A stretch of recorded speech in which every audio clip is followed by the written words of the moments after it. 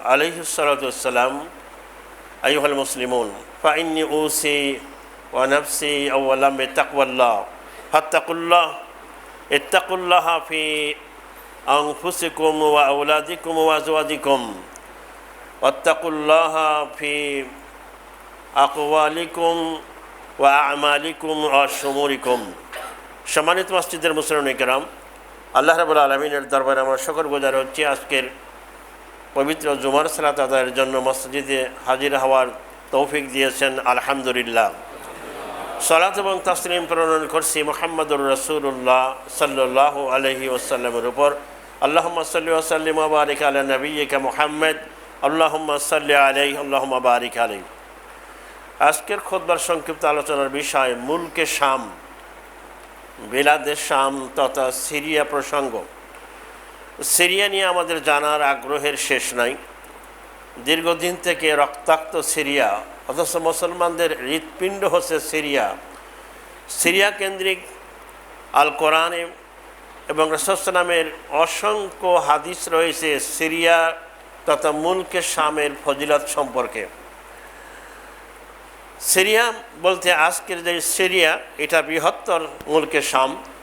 রাসূল সাল্লাম যেই মুলকে শাম বা শাম দেশের কথা বলেছেন, সেখানে সিরিয়া, জর্ডান, দামেস্ক, ফিলিস্তিন এবং ইরাকের কিছু অংশ মিলে ছিল। রাসূল সাল্লামের অনেকগুলো ভবিষ্যৎবাণী রয়েছে মুলকে শামকে কেন্দ্র করে, এবং মুলকে শামের একটা পরিচয় হচ্ছে আখেরি জামানায় মুলকে শাম হবে সারা বিশ্বের মুসলিম উম্মার রাজধানী। মুলকে শাম থেকেই ঈসা আলাইহিস সালাম এবং ইমাম মাহাদি বিশ্ব পরিচালনা করবেন। সারা পৃথিবী হবে মুলকে শামের অধীনে শাসিত ইনশাআল্লাহ।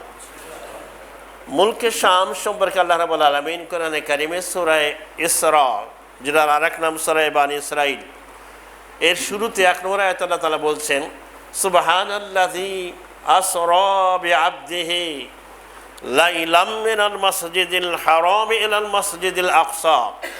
পবিত্র সেই মহান সত্তা যিনি তার বান্দাকে নৈশকালীন ভ্রমণ করালেন মক্কাতুল মুকাররমার মসজিদে হারাম থেকে জেরুজালেমের মসজিদে আকসা পর্যন্ত। আল্লাযী বারাকনা হাওলাহু, যেই মসজিদে আকসা তথা ফিলিস্তিন এবং মুলকে শামে আমি বরকত ঢেলে দিয়েছি। সুবহানাল্লাহি ওয়া বিহামদিহি। আল্লাহ রাব্বুল আলামিন মুলকে শাম, ফিলিস্তিন, জেরুজালেম, সিরিয়ার কথা যত জায়গায় বলেছেন, সেখানে বারাকার কথা বলেছেন, সেখানে বরকত ঢেলে দিয়েছেন। অসংখ্য নবী রাসূল এসেছেন। যদিও বাংলায় একটা কথা বলা হয়, নবী রাসূলের সংখ্যা ১,২৪,০০০, মতান্তরে ২,২৪,০০০। কি আজগুবি কথা না? ১০ বা ১২ হতে পারে, ১০ বা ৩০ হয় নাকি? ১,২৪,০০০ মতান্তরে ২,২৪,০০০, মাঝখানে একটা লাখই নাই। কোনো হাদিসে নবী রাসূলদের সংখ্যা জানা যায় না, তবে লক্ষাধিক হবে কোনো সন্দেহ নেই।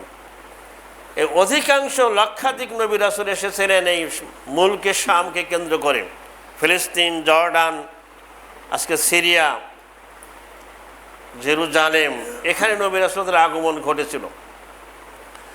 আল্লাহ রাব্বুল আলামিন এই জমিনের কথা বলতে গিয়ে বলছেন এটা বরকতপূর্ণ জায়গা।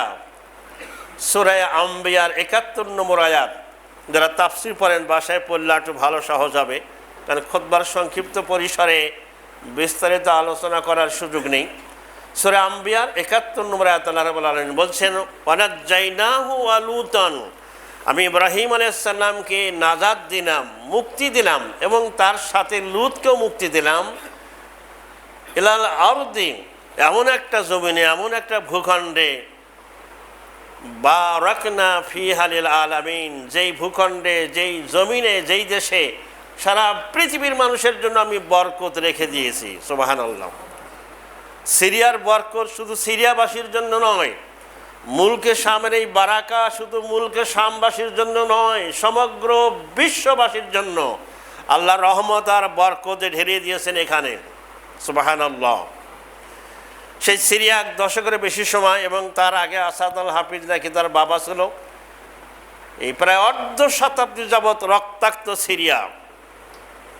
এবং সিরিয়ার মুসলমানদের ইমানও খুব কি বলবেন তেজিপ্তপ্ত ইমাম, এবং সিরিয়ার মসজিদের ইমামদের খুতবা শুনবেন খানায় কাবার মসজিদের নববীর ইমাম সাহেবদের খুতবার চেয়েও তাদের খুতবা খুবই কি বলবেন জ্বালাময়ী, খুবই জিহাদে পরিপূর্ণ। কারণ এখন তো বাংলাদেশে জিহাদের কথা একসময় বলাই যেত না, কোনো ইসলামী বই পাওয়া গেলে বলা হতো এটা জিহাদি বই পাওয়া গেছে।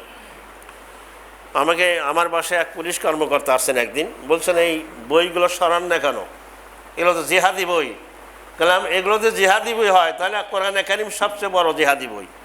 আর জিহাদ ইসলামের একটা পরিভাষায়, জিহাদকে অস্বীকার করার কোনো সুযোগ নাই। নবী মুহাম্মদুর রাসূলুল্লাহ সাল্লাল্লাহু আলাইহি সাল্লাম লম্বা জামা পরতেন, আবার তিনি লোহার জামাও পরতেন কি না? যুদ্ধের ময়দানে তিনি বর্ম পরতেন, তিনি কাপড়ের টুপি পরতেন, আবার হেলমেটও পরতেন। নবী মুহাম্মদুর রাসূলুল্লাহ সাল্লাল্লাহু আলাইহি সাল্লামের ঘরে কি ছিল? কোনো ফার্নিচার ছিল না, তার ঘরে একটা হেলমেট ছিল, একটা বর্ম ঝুলানো ছিল, তীর ছিল, ধনুক ছিল, যুদ্ধের সরঞ্জাম ছিল, কোনো সম্পদ তার ঘরে ছিল না। সেজন্য ইসরায়েল যখন রাষ্ট্র প্রতিষ্ঠা করে মুসলমানদের কলিজার উপরে গিয়ে, ফিলিস্তিনে প্রথম প্রেসিডেন্ট, নামটা ভুলে গেলাম কি, মনি সিং হেভিং না ভেকিং, সে বলছিল যে আমি যে প্রথম একটা ইসরায়েলি রাষ্ট্র গঠন করব, একটা মডেল দরকার। মডেল খুঁজতে লাগলো ইউরোপে আমেরিকা সহ, সবশেষে খুঁজতে পেয়ে গেল নবী মুহাম্মদুর রাসূলুল্লাহ সাল্লাল্লাহু আলাইহি সাল্লামের জীবনে। যেমন এক তিনি নেতা, এমন এক নবী এবং নেতা যার ঘরে কোনো সম্পদ নাই কিন্তু যুদ্ধের সকল সরঞ্জাম ছিল। যে নবী মুহাম্মদুর রাসূলুল্লাহ সাল্লাল্লাহু আলাইহি সাল্লাম লম্বা জামা পরার পাশাপাশি লোহার জামা পরতেন, কাপড়ের টুপি পরার পাশাপাশি লোহার হেলমেট পরতেন, সেই নবীর উম্মত আজকে জিহাদ বাদ দিয়েছে। জিহাদ বাদ দিয়ে জান্নাতে যাওয়া যাবে না। জিহাদ আমাদের জীবনের অবিচ্ছেদ্য অংশ। ভারতের বিরুদ্ধে আমাদের জিহাদ হবে ইনশাআল্লাহ। একটু ভাবুন তো, প্রথম ভারতের সামাজিক মাধ্যম বলতেছিল বাংলাদেশে হিন্দুরা নির্যাতিত হচ্ছে, এবার প্রথম ঘরানার প্রধান সাংবাদিক পত্রিকা সহ তাদের মিডিয়া বলছে বাংলাদেশে হিন্দুরা সংখ্যালঘুরা নির্যাতিত হয়ে দেশ ছেড়ে পালাচ্ছে। নাউজুবিল্লাহ মিন জালিক। ইসলাম আমাদেরকে এই শিক্ষা দেয় নাই যে অমুসলিমকে জোর করে মুসলমান বানাতে হবে, অমুসলিমকে মুসলিম দেশ থেকে বিতাড়িত করতে হবে, তাদের সামাজিকভাবে বয়কট করতে হবে, অধিকার বঞ্চিত করার অধিকার ইসলাম কোনো মুসলিমকে দেয় নাই। এটা ইসলামের শিক্ষা নয়।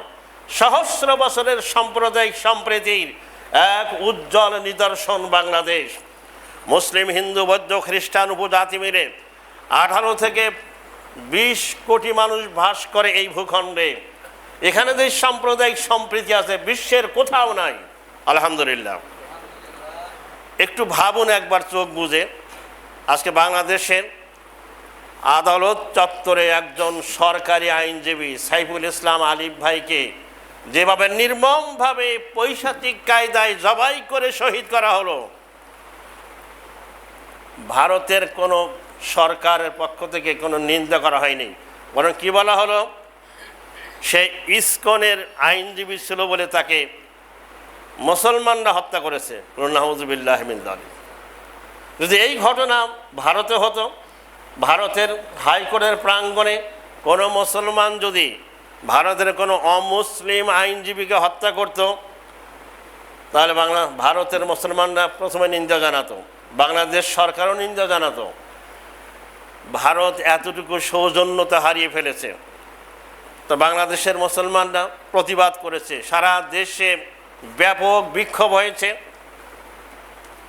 এই শক্ত থাকার কারণেই ভারতের পররাষ্ট্র সচিব বাংলাদেশ সফর করে গেছেন।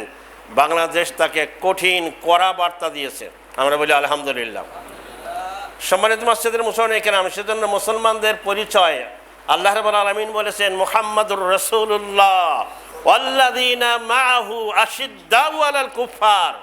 মুহাম্মদ সাল্লাল্লাহু আলাইহি ওয়াসাল্লাম এবং তার সাথী যারা, শুধু সাহাবা একরাম না, কিয়ামত পর্যন্ত যত রাসূল সাল্লাল্লাহু আলাইহি ওয়াসাল্লামের ফলোয়ার্স আসবেন, তারা কাফেরদের প্রতি খুবই কঠোর, কারণ নরম হয়ে সব কাজ হয় না।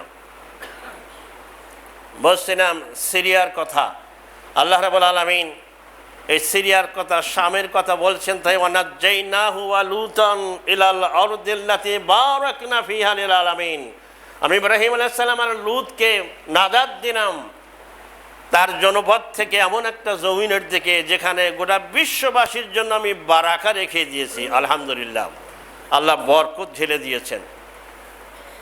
এই সিরিয়াকে কেন্দ্র করে নবী সাল্লাল্লাহু আলাইহি ওয়াসাল্লাম তাৎপর্যপূর্ণ অনেক ভবিষ্যৎবাণী করেছেন। কিয়ামতের আগে দাজ্জাল বের হবে, কিয়ামতের আগে ইমাম মাহদী আসবেন। দাজ্জাল এমন এক ভয়াবহ ফিতনা, হিস্ট্রির শুরু থেকে কিয়ামত পর্যন্ত এত মহা ফিতনা পৃথিবীতে আর আসে নাই। দাজ্জালকে দেখে কোনো মুমিন তার ঈমান ধরে রাখতে পারবে না।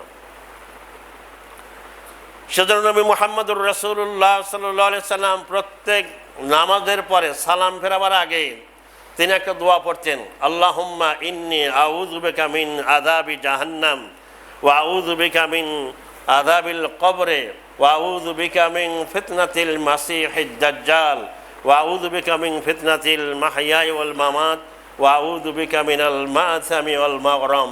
এটা হচ্ছে দোয়ায়ে মাসুরা বলা হয়।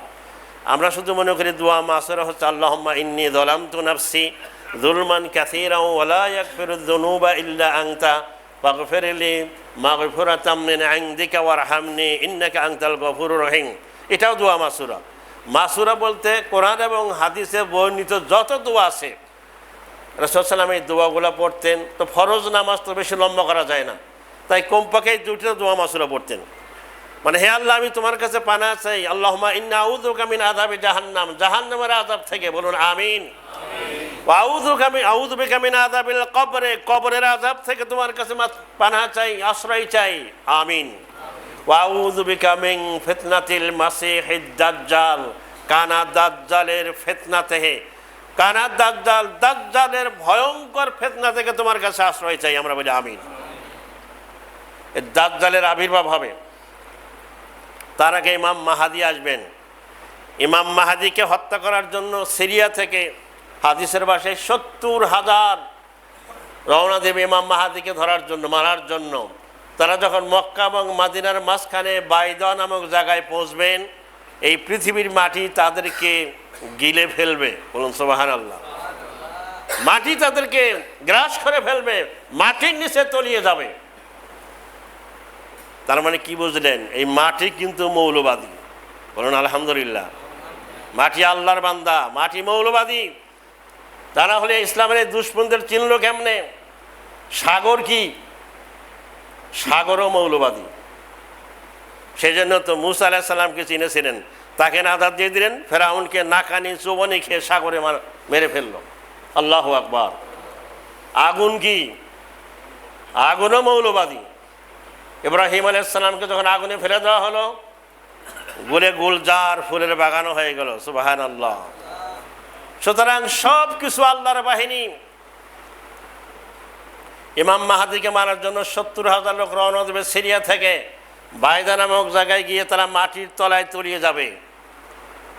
আর একদল ইহুদি মসজিদে, এই দামেস্কের সাদা মসজিদের মিনার, যেখানে ঈসা আলাইহিস সালাম অবতরণ করবেন আকাশ থেকে, অনুমান করা হয় এখন যে ২০২৪ আমরা বলি, খ্রিস্ট জগৎ মনে করে আজ থেকে ২০২৪ বছর আগে ঈসা আলাইহিস সালাম এই পৃথিবীতে এসেছিলেন। তিনি কিয়ামতের আগে যখন অবতীর্ণ হবেন, অবতরণ করবেন, এই সিরিয়ার দামেস্কের সাদা মসজিদের মিনারের উপরে একটা সাদা চাদর গায়ে থাকবে, সাদা চাদর পরনে থাকবে, ঠিক এহরামের কাপড়ের মতো। ওই ৩৩ বছরের যুবক হয়ে নামবেন। সুবহানাল্লাহ। তিনি নেমে পাশের মসজিদে নামাজ পড়তে ঢুকবেন, দেখবেন ইমাম মাহাদি তিনি আসরের নামাজের জন্য দাঁড়িয়ে গেছেন। এখন একামত হয়েছে, জামাত শুরু হবে। ঈসা আলাইহিস সালামকে দেখে ইমাম মাহাদি চিনে ফেলবেন, বলেন আসুন আসুন আপনি ইমামতি করুন। ঈসা আলাইহিস সালাম বলবেন আপনার নামই তো ইমাম, আপনি ইমামতি করুন। আসরের নামাজ শেষ করতে করতেই দেখবেন যে এই মসজিদকে দাজ্জাল তার বিশাল বাহিনী নিয়ে ঘিরে ফেলেছে। ঈসা আলাইহিস সালাম দরজা খুলে বের হবেন। ঈসা আলাইহিস সালামকে তার নজর যত দূরে যাবে সকল কাফের বেঈমানরা গলতে থাকবে। দাজ্জাল লবণ যেমন পানিতে পড়লে গলে যায়, দাজ্জাল গলতে থাকবে, দাজ্জালকে ধরে নিজ হাতে তিনি হত্যা করবেন। সুবহানাল্লাহ বিহামদিহি।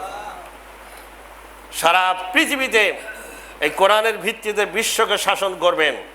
আজকে সারা বিশ্ব জুড়ে যে অবিচার, যে নিষ্ঠুরতা, যত স্বার্থপরতা, অমানবিকতা, এই বিশ্বে আবার ন্যায় বিচার, জাস্টিস, ইনসাফ প্রতিষ্ঠা করবেন। সম্মানিত মসজিদের মুসলিম কেরাম, মুসলিমগণ যখন ইসলামের সোনালী যুগে তারা লেখাপড়ায়, জ্ঞান বিজ্ঞানে পৃথিবীর সকল জাতির মধ্যে সর্বশ্রেষ্ঠ ছিলেন, তারাই প্রথম পৃথিবীতে বিশ্ববিদ্যালয় প্রতিষ্ঠা করেছিলেন। মুসলমানদের প্রতিষ্ঠিত ইউনিভার্সিটিতে ইহুদি খ্রিস্টানরা ইউরোপ আমেরিকা থেকে লেখাপড়ার জন্য আসতো, কোনো টাকা পয়সা তারা নিতেন না। তারা বাণিজ্যিক ভিত্তিতে এই সকল বিশ্ববিদ্যালয় করেন নাই। আজকে ক্যামব্রিজ বলেন, অক্সফোর্ড ইউনিভার্সিটি বলেন, বাংলাদেশ থেকে পড়তে একটা ডিগ্রি নিতে কম হলেও 50 লক্ষ টাকা আপনার খরচ হবে। অথচ মুসলিমগণ বিনা পয়সায় পৃথিবীতে মানুষের মধ্যে জ্ঞান ছড়িয়েছিলেন। আলহামদুলিল্লাহ, আজকে আমরা জ্ঞান বিজ্ঞানে অনেক পিছনে পড়িয়েছি। আমরা আজকে সকল জ্ঞানে বিজ্ঞানে আমাদের আবার অগ্রসর হতে হবে, কারণ এখন ইসলামের সূর্য উদিত হয়েছে। আলহামদুলিল্লাহ, সারা পৃথিবী হবে ইসলামের পৃথিবী ইনশাল্লাহ। পত্রিকা দেখবেন, এখন মিডিয়ার সব কথা তো আসে না, কারণ মিডিয়া, বিশ্ব মিডিয়া যে মিথ্যাবাদী এটা জানা গেল ভারত যখন অপপ্রচার চালাচ্ছে বাংলাদেশকে নিয়ে। এত মিথ্যাচার। পত্রিকায় এসেছে যে ইউরোপে প্রতিদিন 24 ঘন্টায় 1 লক্ষ খ্রিস্টান ইসলাম ধর্ম গ্রহণ করছেন। আলহামদুলিল্লাহ, এবং এই মাত্রা প্রতিদিন বাড়তেই থাকবে। The fastest growing religion in Islam, কারণ ইসলাম আল্লাহর। অপপ্রচার করে ইসলামের বিরুদ্ধে অত্যাচার, নির্যাতন, নিপীড়ন করে ইসলামকে, ইসলামী আন্দোলনকে, ইসলামী জাগরণকে কখনো ঠেকানো যাবে না। পৃথিবীতে কেউ পারে নাই। এই যে কিংবদন্তি ফুটবলার রোনালদো নাকি নাম দেখলাম, সে ইসলাম সম্পর্কে 6 মাস আগের থেকেই খুবই আগ্রহ তার। সিরিয়ার মুসলমানদের সহযোগিতা করেন, কারণ এদের তো কোটি কোটি বিলিয়নের মালিকেরা। ইসলামের আজান তার পছন্দ, কোরআন তেলাওয়াত তার খুবই ভালো লাগে।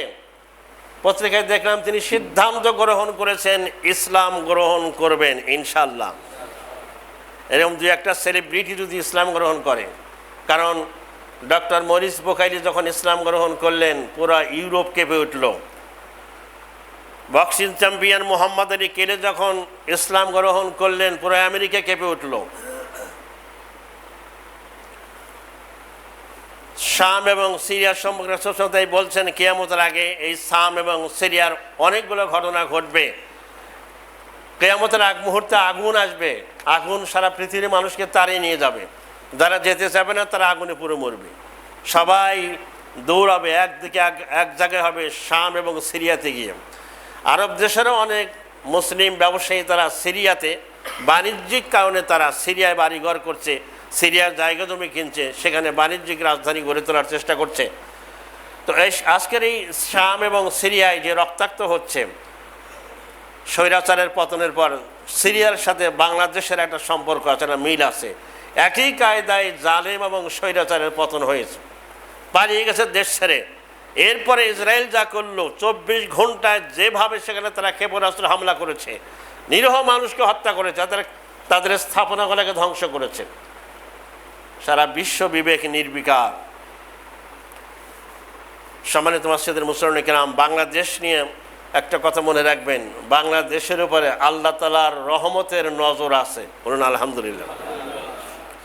কারণ 5ই আগস্টের ঘটনা হঠাৎ করে ঘটে নাই। 8 বছরের শিশু, 10 বছরের শিশু, তারা পর্যন্ত রাস্তায় নেমে এসেছে। ওরা কি বোঝে রাজনীতির? বিরোধী দলগুলো, ইসলামী দলগুলো সহ 1 যুগ ধরে কিছুই করতে পারে নাই। আমাদের এই সোনার ছেলেগুলো, আমাদের এই বৈষম্য বিরোধী ছাত্র আন্দোলনের ব্যানারে, এরা যেন আল্লাহর পক্ষ থেকে আবাবিল হয়ে এসেছিল। আলহামদুলিল্লাহ। আল্লাহ তাআলা কখনো আসমান থেকে ডাইরেক্ট অ্যাকশনে যান, কখনো এই দেশের জনগণের একটা অংশকে দিয়ে জালিমের বিরুদ্ধে ফুঁসে ওঠান। বাংলাদেশের চতুর্দিকে আমাদের দুশমনরা ঘেরাও করে আছে। একটা দিক খোলা আছে, এটা হলো আকাশের দিক। এটা হলো ভয়ঙ্কর দেশ বাংলাদেশ, চারদিকে দুশ্মন, শুধু আসমানের দিক খোলা। যদি বাংলাদেশ আক্রান্ত হয় তাহলে আসমানি অ্যাকশন আসবে ইনশাআল্লাহ। তাই আমাদের দেশকে আমরা একদিকে যেমন ভালোবাসি, আমাদের দেশের বিরুদ্ধে সকল চক্রান্তকে রুখে দিতে হবে। বিশেষ করে যাদের আশেপাশে প্রতিবেশী অমুসলিম ভাইরা আছেন, তাদের সাথে আমাদের ভালো আচরণ করতে হবে, কেউ যেন তাদের সাথে অবিচার না করে। অনেক মুসলমান আছেন, ওলামায়ে কেরাম আছেন, মনে করেন অমুসলিমদের সাথে ভালো সম্পর্ক রাখা যাবে না, ঈদের দিন তাদের কিছু হাদিয়া পাঠাবেন। আমাদের মিরপুরের সমাজ কল্যাণ মসজিদে আমি ওখানে অনেকদিন খুতবা দিতাম, ওখানে কোরবানি করা হতো, ওখানে খ্রিস্টান থাকে অনেকেই, তো খ্রিস্টান সম্প্রদায়ের লোকেরা আমাদের কোরবানির গোশত নিতে আসতেন, আমরা তাদের বাসায় পৌঁছে দিতাম। আলহামদুলিল্লাহ, রাসূল সাল্লাল্লাহু আলাইহি ওয়াসাল্লাম অমুসলিমদের বাড়িতে হাদিয়া, তোহফা, গিফট এগুলো পৌঁছে দিতেন। অমুসলিমদের সাথে আমাদের সম্পর্ক বাড়াতে হবে। আমাদের মাননীয় প্রধান উপদেষ্টা যখন সকল ধর্মীয় নেতাদের সাথে বসলেন, সেখানে হিন্দু, বৌদ্ধ, খ্রিস্টান সহ সকল ধর্মের নেতারা ছিলেন। তারা বলেছেন বাংলাদেশে আমরা খুব শান্তিতে আছি, এখানে সাম্প্রদায়িক সম্প্রীতির কোনো সমস্যা নাই। আমরা বলি আলহামদুলিল্লাহ। আপনারা জানেন, গত জুমায় বলেছিলাম আল্লামা দেলাওয়ার হোসেন সাঈদী যে এলাকায় এমপি ছিলেন, ওখানকার হিন্দু সম্প্রদায়ের লোকেরা বলতেন যে আমরা যেন মায়ের পেটে আছি, এত নিরাপদের সাথে আমরা আছি। আলহামদুলিল্লাহ। সুতরাং এই সম্প্রীতির বাংলাদেশকে নিয়ে যারা মিথ্যাচার করে, যারা অপপ্রচার করে, এবং সামনে অপপ্রচার করার জন্য বাংলাদেশকে নিয়ে আরও চক্রান্ত হবে, চক্রান্তের শেষ নাই। কারণ যারা হাজার হাজার কোটি টাকা দেশ থেকে পাচার করেছে, তাদের সবচেয়ে বড় সমস্যা মনে করছে তারা যে বাংলাদেশ, আগামী বাংলাদেশ হবে ইসলামের বাংলাদেশ ইনশাল্লাহ। কারণ বাংলাদেশে আলেম ওলামাদের ভিতরে অনেক মতপার্থক্য ছিল, এই মতপার্থক্য অনেকটাই কমে গিয়েছে আলহামদুলিল্লাহ। ওলামাদের ঐক্যবদ্ধ হতে হবে, আল্লাহর সাহায্য আসবে।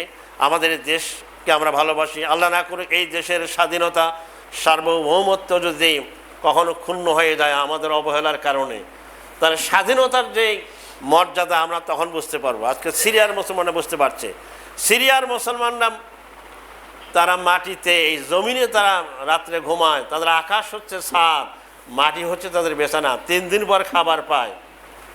আজকে শিশুদেরকে উপর থেকে বোম্বিং করে হত্যা করে মাটির সাথে মিশে দেওয়া হচ্ছে, প্রায় 1 যুগেরও বেশি সময় ধরে। বলা হচ্ছে ওরা শিয়া, ওই ছোট্ট বাচ্চারা ও কি শিয়া সুন্নি, ও কি বোঝে কি, ও তো চায় মায়ের বুকের দুধ খাবে। আজকে সারা পৃথিবীতে মানবাধিকার লঙ্ঘিত হচ্ছে, একটা নিষ্ঠুর পৃথিবী, অতীতে কখনোই বিশ্ববাসী দেখে নাই। একটা নির্দয় পৃথিবী। এই বিশ্বকে বাসযোগ্য করতে হলে, মানবিক পৃথিবী করতে হলে কোরআনের কোনো বিকল্প নাই। আল্লাহ রাব্বুল আলামিন তাই কোরআনে কারিমকে একদিকে মুসলমানদের বলেছেন তোমরা এটাকে চর্চা করো, এটাকে স্টাডি করো, কোরআনকে আমল করো, পাশাপাশি মানুষের কাছে কোরআনের বাণী প্রচার করো, আর আল কোরআনকে, আল্লাহর দ্বীন ইসলামকে জমিনে প্রতিষ্ঠিত করো। মুহাম্মদুর রাসূলুল্লাহ সাল্লাল্লাহু আলাইহি সাল্লাম তাই বলছিলাম, তিনি লম্বা জামাও পরেছেন, লোহার জামাও পরতেন, তিনি কাপড়ের টুপি পরতেন, লোহার হেলমেটও পরতেন। আমাদের তৈরি থাকতে হবে সারা দুনিয়াতে ইসলামকে বিজয়ী করার জন্য। বিশেষ করে ভারতের সাথে যদি প্রয়োজন হয় যুদ্ধ করার, আমরা যুদ্ধ করব না, কিন্তু যদি কেউ বাংলাদেশে আক্রান্ত হয়, বাংলাদেশের জনগণ ছাড়বে না ইনশাল্লাহ। নবী মুহাম্মদুর রাসূলুল্লাহ সাল্লাল্লাহু আলাইহি সাল্লাম যত যুদ্ধ করেছেন সবগুলোই ছিল ডিফেন্সিভ, অফেন্সিভ কোনো যুদ্ধ ছিল না, 2-1টা বাদে। আক্রান্ত হওয়ার পর তিনি প্রতিরোধ গড়ে তুলেছিলেন। আল্লাহ রাব্বুল আলামিন আমাদের সকলকে আমাদের প্রিয় জন্মভূমি বাংলাদেশকে রক্ষার জন্য, ইসলাম রক্ষার জন্য, কোরআনের দাওয়াত প্রসারের উদ্দেশ্যেই, এবং আমাদের প্রতিবেশী ভারতের মুসলমানদের বিষয়ে একটা কথা জানতে হয়, ভারতের মুসলমানরা নির্যাতিত হচ্ছে, এই ব্যাপারে কেউ কথা বলে না। কয়েকদিন পর পর ভারতের একটা মসজিদকে তারা বলে যে এটা একসময় মন্দির ছিল, মুসলমানরা জোর করে মসজিদ বানিয়েছে। নাউযুবিল্লাহি মিন যালিক। কি হাস্যকর ব্যাপার! তাদের টার্গেট সামনে আরো কিছু মসজিদকে তারা মন্দির বানাবে। আল্লাহর সাহায্য চাওয়া এবং আমাদের সতর্ক থাকা। আল্লাহ রাব্বুল আলামিন আমাদের সকলকে সকল চক্রান্তের মোকাবেলায় ধৈর্য সহকারে বুদ্ধিমত্তার সাথে হিকমত এবং বিচক্ষণতার সাথে পথ চলার তৌফিক দান করুক, আমিন। বারাকাল্লাহু লানা